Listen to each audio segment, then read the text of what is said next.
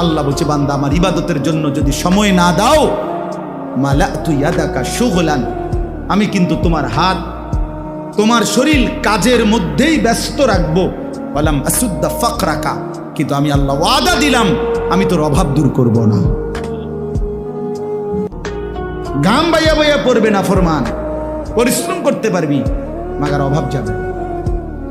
আমার একজনে বলছে, হুজুর মাঝে মধ্যে 40 মিনিটও কাস্টমার সাফে মুতে ধরলে 40 মিনিট 50 মিনিট মুতে ধরলো, যাইতারি না, ধরে রাখি কাস্টমার, কিন্তু দোয়া করেন হুজুর কিস্তি চলে 4টা।